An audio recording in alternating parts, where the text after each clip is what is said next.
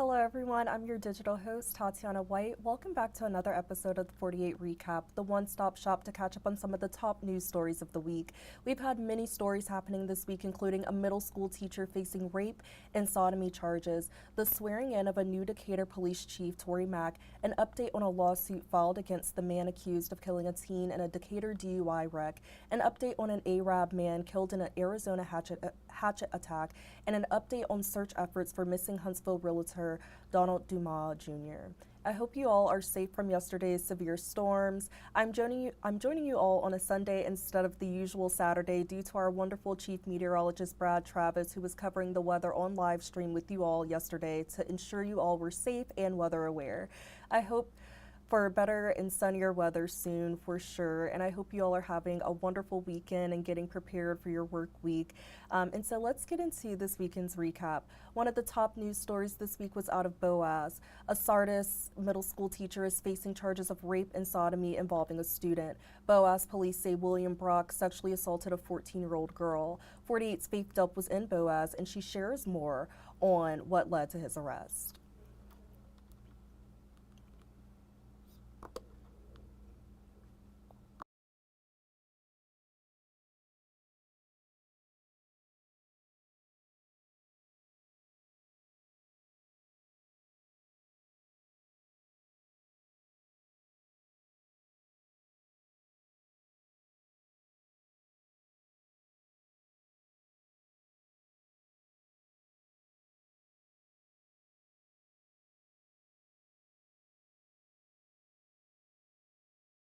Right now, William Brock is in the Marshall County Jail after Boaz police arrested him early this morning.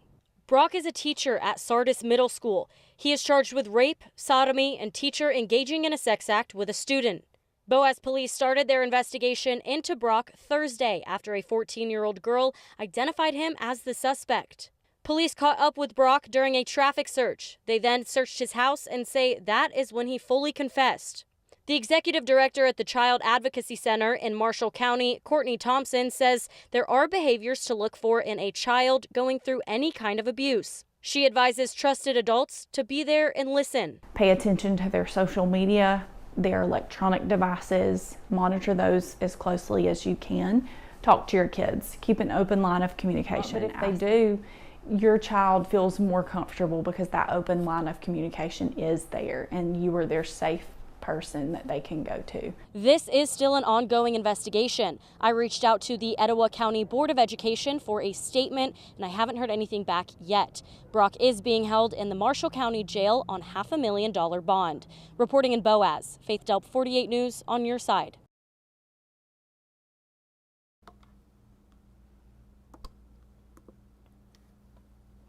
In Decatur, the police department swore in new police chief Tory Mack on Monday. Mack is a former Birmingham police captain, but now he is taking on the role of chief in Decatur. Shortly after being sworn in, Mack began to deliver a speech to the full house. He says that this was not a professional milestone for him, but a profound responsibility. Mack adds that he has spent his career dedicated to loyalty, accountability, trust, and transparency. Mack said that the people of Decatur have been wanting change, and they are finally getting change. You know, we've been plagued for the last 22 months. We have to get out into the community. We have to bridge that gap. And that's my goal. Meet with the clarity, stockholders, business owners, citizens, and the police, the police department, and let them know we must be intentional if we want to get from under this cloud. That's my goal. Decatur City Council President Jacob Ladner said he believes that Mack is the perfect man for the job. Staying in Decatur, there is an update on the legal fallout following the fiery wreck that killed a local teen girl in Decatur. Multiple restaurants that allegedly served a total of 18 drinks to the suspect, Kevin Pinnage, before he got behind the wheel, are all now named in a wrongful death lawsuit WAFF 48 obtained on Tuesday. 48's Nick Ballinger shares more on this story. Chloe Hastings had just finished her junior year at Priceville High School before her life was taken in a horrific way. Investigators say the man who rear-ended her was going 111 miles per hour. And she definitely was just a comforting presence and a joy bringer. Shannon Booth was the 17-year-old's youth pastor at Huntsville First Methodist for the past 7 years. Chloe was a little quiet when she was younger, but she definitely grew in confidence over the years. She liked to be the hands and feet of Jesus, for sure. Investigators say Kevin Penich drove drunk and killed Hastings around 9 Saturday night, May 17th. Booth learned about the crash the next morning, just hours before she was supposed to see Hastings for Sunday service. People from school, people from church, even people from that mission trip in Costa Rica that we attended last year, they all said the same things. They said that Chloe was a person who made them feel seen and loved and welcomed. The family is now turning their attention to accountability, so that bartenders and waitresses know that when somebody shows signs of intoxication, they cut them off.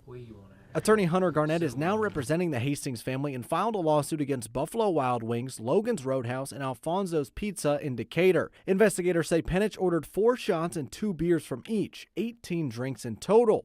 Under Alabama law, you can't serve somebody that's visibly intoxicated, and clearly somebody that's been served 12, 13 drinks over the course of an afternoon would be visibly intoxicated. Hastings' family and friends want her to live on as a reminder for anyone thinking of driving drunk. That they will choose a little bit more wisely, because maybe they'll think about Chloe.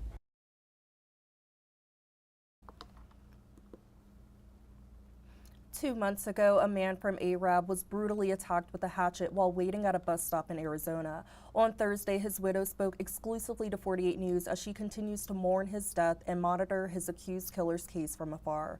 48's Faith Delt was in Guntersville and sat down with Kristen to talk about how she has been dealing with this loss over the past 2 months. It has been a difficult year for Kristen Couch. Kristen and her husband Jacob Couch were on a vacation to mourn the loss of their stillborn baby. On their way home, Jacob was attacked and killed right in front of Kristen at a bus stop in Arizona. I have this picture when we got married, but his head was cut off. Kristen and Jacob Couch were together for 11 years. This is the last picture of them together before the attack. After she lost her husband and their baby, she says she turned to God. Now, I've lost other relatives and I was mad at God, and that just didn't work out well at all. So I really tried to lean into God to help me through this, and I do think it's helped. Couch says people from Arizona to Alabama have been sending her cards and gifts in honor of her husband. She says, all things considered, she is doing okay. She has been receiving free therapy to help her through these hard times. It's really a slow process, you know, and there's no time limit on how long you grieve. 25-year-old Daniel Michael is charged with Jacob Couch's murder. Record shows he told investigators that he was very drunk the night of the attack and didn't remember much. Kristen sat in virtually on one of Michael's court hearings today. She says she will be going to Arizona for his trial. I really hope that they, realize how brutal this was, and the only fair punishment is a life sentence. Right now, Michael's bond is set for $1 million. He does have a preliminary hearing set for July 28th, and Kristen plans to attend virtually again. Reporting in Guntersville, Faith Delt, 48 News, on your side.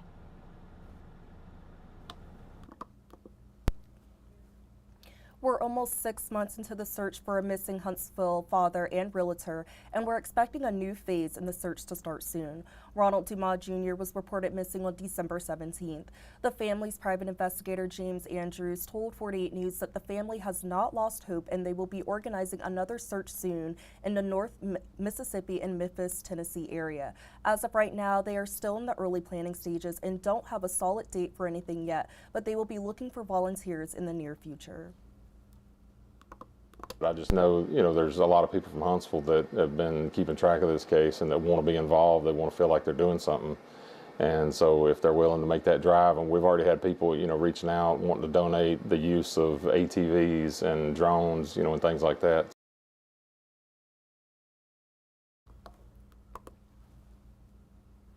2 of the 5 people wanted in connection with the kidnapping of Dumas have been arrested. The other 3 are still at large. Private investigator James Andrews started a GoFundMe to raise money for Dumas's 3 children as summer vacation and birthdays are underway for them.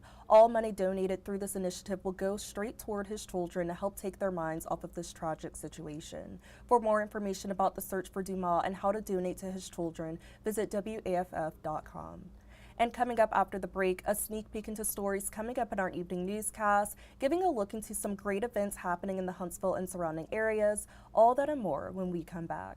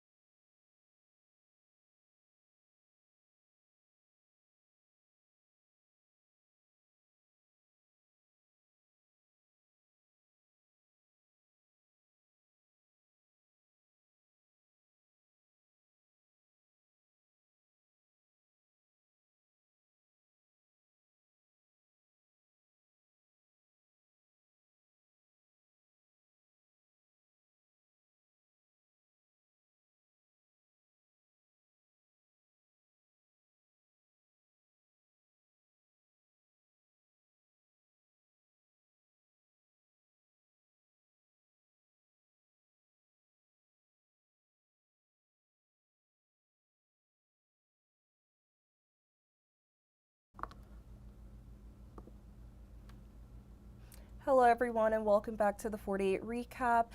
Thank you for tuning in. I see I have a couple of comments from Nora, Catherine, Gwen, and Allie. Thank you so much for tuning in today.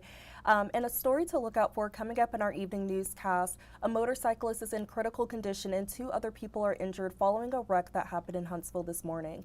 HIMSI spokesperson Don Webster said the wreck happened on Wall-Triana Highway near Clift Farm.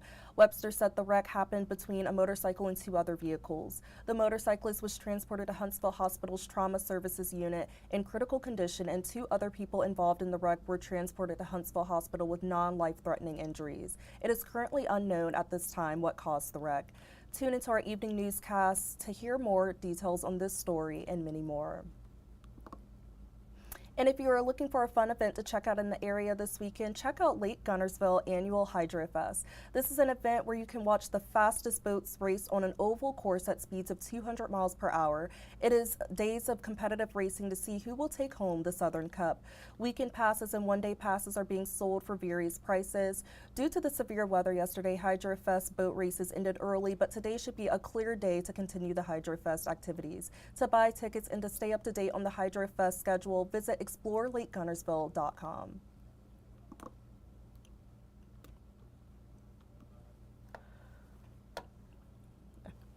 And there is a Southern Fried Film Festival happening right now. This is a celebration of media showcasing the best independent cinema, local indie music, and innovative technology. They've shown many films throughout the weekend, and they will be showing 2 more films at 3 p.m. and 5:30 p.m. at Tangled Strings Studio at Low Mill. To learn more about this film festival and to purchase tickets to see the different films there, visit southernfriedfilmfestival.org. You can also go out and celebrate Brew It on the Mountain's 70th anniversary. Festivities started at 12 p.m. today, but they will be going on until 5 p.m. The anniversary event will feature an afternoon of live music, barbecue, activities, and fun for all ages. Local museums, attractions, and historical organizations will also be on site offering special activities and sharing their stories. For same-day purchase, there will be limited tickets available today at the event, so make sure you get there early today if you can. And an event coming up soon is the 2025 Designer Bag Bingo Fundraiser event. This event is a fun and stylish twist on a classic game, all to support women and children in Madison County through the United Way's Quality of Life program. The marketing leads for the fundraiser event, Alina Lejeune and Candace Scott, joined me on 48 Now to share more on this fun event for a great cause. It is going to be June 17th at Stovehouse.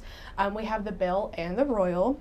It is going to be a night full of fun and fashion and bingo. We want you to grab your girlfriends and come out. We are going to have a live market, so we're going to have some vendors there. We're going to have a silent auction. We are going to have a door prize, and then we're also going to have 15 rounds of bingo where you do win a bag every round. Awesome. We are so excited. We have all the greatest men in Madison County serving. We have Kenny Anderson and Joe Martin. They are lead servers. So basically, ladies, come out, get your friends. Like, you're going to play bingo, you're going to be served by men, you're going to just hang out, bring some extra dollars, and we're just going to be raising money for a great cause.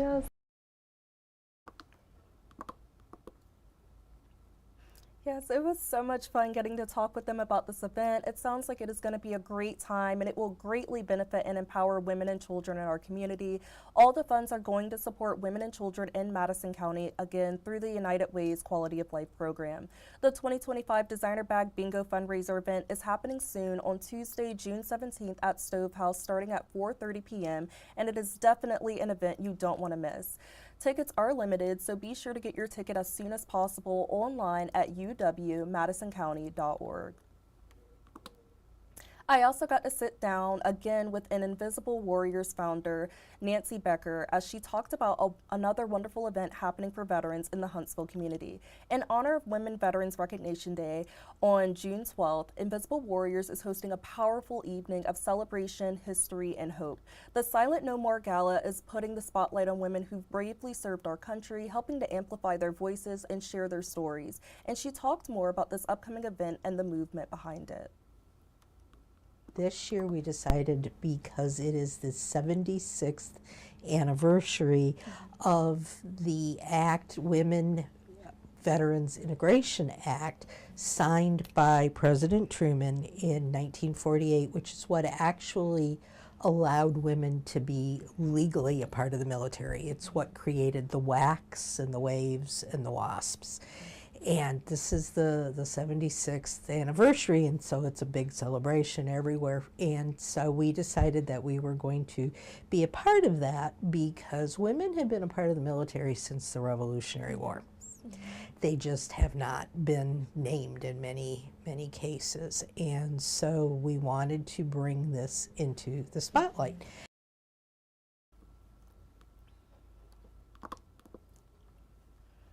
It was so great getting to sit down with Nancy again. I talked to her the other week about the Veterans Community Expo, so it was so great getting to talk to her and seeing that they're continuing to do so many great things for the community, and as she talked about this empowering event. And the funds raised at the Silent No More Gala will go towards retreats for women veterans to create a safe space for healing and connection. These retreats will help women veterans facing PTSD, MST, and other invisible wounds that they may have. If you would like to attend the 2025 Silent No More Gala or donate a ticket to someone or volunteer, tickets can be purchased at invisiblewarriors.org for $75. The gala is on Thursday, June 12th from 5:30 p.m. to 8 p.m. at the Holiday Inn Research Park. Tickets are going fast and only a few remain, so get on your fanciest attire and come on out to enjoy this incredible event. And the event is open to anyone in the community, and it's just one of many ways to keep honoring, recognizing, and supporting our women veterans. And I just wanted to provide an update on the benefit barbecue that was hosted by the Paint Rock Volunteer Fire Department for the Smith family who were involved in a tragic car accident on Mother's Day that I mentioned on the show last Saturday. The community was able to raise $14,000 to help this family out, and that is just so amazing, and I know that they are very grateful for it. And there are many more awesome events happening in the city, so go out and enjoy this nice sunny Sunday compared to yesterday's rainy Saturday, and enjoy all the fun events that Huntsville and the surrounding areas have to offer today and throughout the week. Check out huntsville.org's event tab and wearehuntsville.com's event calendar to check out more events happening in the area. That's all I have today for the 48 recap. Let's check out some of the Saturday snapshots people submitted today, or I guess they'll technically be Sunday snapshots for today. So this photo was submitted by Jordan York earlier this week, and she said, "Big fish biting at the Wheeler Dam this week. Lawrence County's young angler Carter Brown reeled in this 11-pound drum, getting our fishing in this week before the rain comes back. Absolutely, and that's such a smart idea because the severe weather was back yesterday, so I'm glad that you all were able to go fishing, and I know yesterday was the free fishing day, so I hope you all were able to enjoy that as well. And that is a huge fish, so awesome job, Carter, on this great catch. And this photo was submitted earlier this week as well by Daniel Posey, and he said the first photo to the left is a prehistoric eagle that has turned into gold, and the second photo is part of a dinosaur. And he said, it's unbelievable. I have probably 1,500 animals I found all in this one spot. Everyone is gold. That is so incredible that we still have just fossils and things like this that are still in our area and everything. So that is amazing. Thank you all for submitting these photos for Saturday/Sunday snapshots for this weekend. And I hope you and everyone else are having a fun and safe Sunday. That is all I have for you today. Thank you all for tuning into the 48 recap. Don't forget to tune into 48's Weather Extra segments. Our meteorologists go live every Monday through Friday at 10:30 a.m. and 9:30 p.m. and every Saturday and Sunday at 8:15 a.m. and 4:30 p.m. And this is just another way to give you all extra insights on the latest weather forecast. Make sure to download our 48 apps and follow us on our Facebook and YouTube channels so you don't miss any updates on the weather. And if you would like to stay connected with me throughout the week, please be sure to follow my Facebook page at Tatyana White, WAFF 48. Take care, everyone, and be safe this week. I will see you all back here next Saturday. I hope you all have a great rest of your week.